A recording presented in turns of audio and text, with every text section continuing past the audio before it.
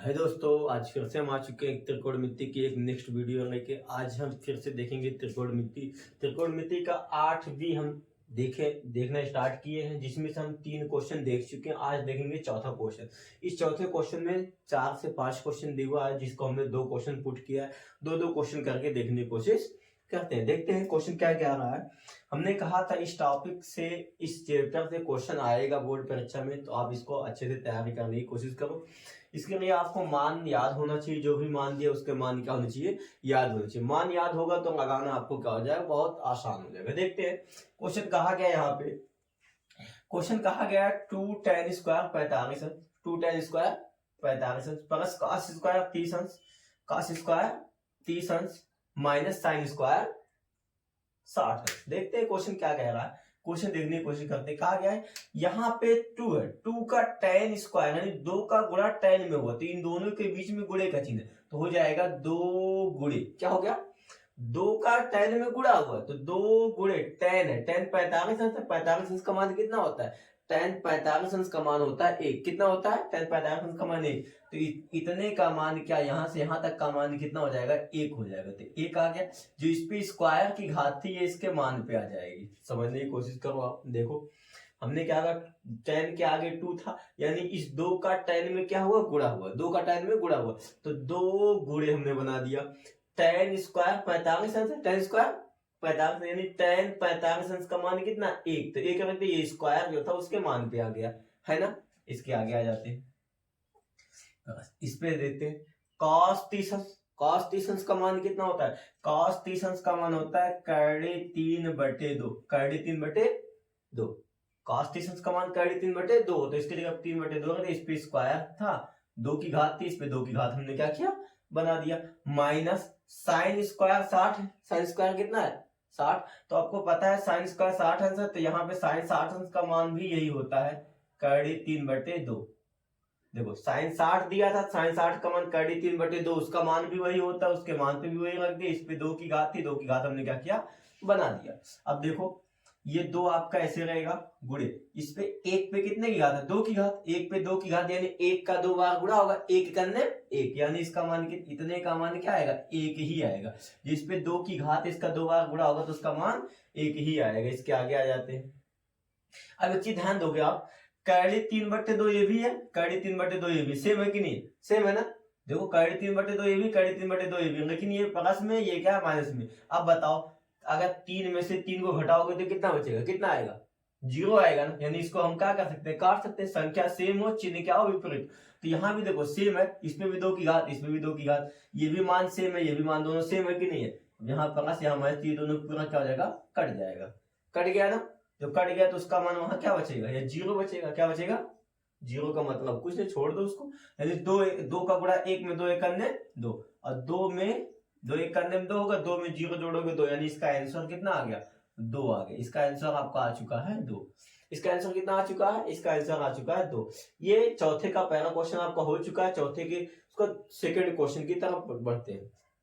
चौथे का second question देखो क्या कहा गया है यहाँ पे। इस क्वेश्चन को भी आगे देखते हैं। क्या tan 45 अंश दिया हुआ, कितना दिया हुआ है, tan 45 अंश, tan नहीं, cos कितना है, cos 45 अंश। cos 45 अंश का मान कितना होता है, cos 45 अंश का मान होता है 1/√2, यानी करड़े 2, 1/√2 रख दिया। फिर बटे का पूरा आ गया, कोसेक 30, कोसेक कितना है, कोसेक 30, तो कोसेक 30 अंश का मान कितना होता है, कोसेक 30 अंश का जो मान होता है वो इसी का होगा, करड़े 3/2 नहीं, इसी का विपरीत हो जाएगा, यानी 2/3 हो जाएगा। इस पे घात नहीं थी, घात हटा दो, कोई दिक्कत नहीं। कोसेक 30 अंश का मान, कोसेक 30 अंश का मान होता है 2, कोसेक 30 अंश का मान 2। इस 2 के नीचे क्या मान सकते हो, 1 मान सकते हो। बस बात समझो। फिर से देखो क्वेश्चन को, इसको दिया हुआ था cos 45, तो cos 45 अंश का मान 1/2 हमने रख दिया, हो गया। फिर बटे पे आ गए, फिर कोस सेक है, सेक 30 अंश का मान, सेक 30 अंश का मान 2/3, तो इसके जगह पे 2/3 रख दिए, धन का चिन्ह बना दिए। और कोसेक 30 अंश है, कोसेक कितना है, 30 अंश, तो कोसेक 30 अंश का मान होता है 2, कितना होता है 2, तो 2 के नीचे हम 1 मान सकते हैं, किसी भी संख्या के नीचे 1 माना जा सकता है, हमने माना। अब इसके आगे आ जाते हैं। 1 बटे करड़ी 2 ऊपर वाला ऐसे ही रहेगा, उसको कुछ नहीं करना। 1 बटे करड़ी 2 ऊपर जो दिया है ना, 1 बटे करड़ी 2 दिया था ना, उसको कुछ नहीं, वो आपका ऐसे ही रहेगा। इसका देखो इतने का तिर्यक गुणा, ये जो इतना दिख रहा है ना, ये वाला ये पर इतने का क्या हो जाएगा, तिर्यक गुणा। क्या हो जाएगा, कैंची गुणा हो जाएगा। गुणा कर देते हैं, देखते हैं।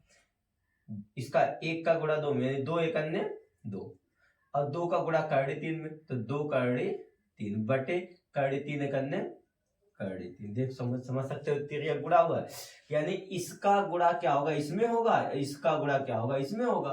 तो देखो इस 1 का गुणा 2 में, 1 2 2 हो गया, और 2 का गुणा करड़ी 3 में, तो 2 करड़ी 3 हो गया, और नीचे करड़ी 3 1 अन्य करड़ी 3, कोई दिक्कत नहीं।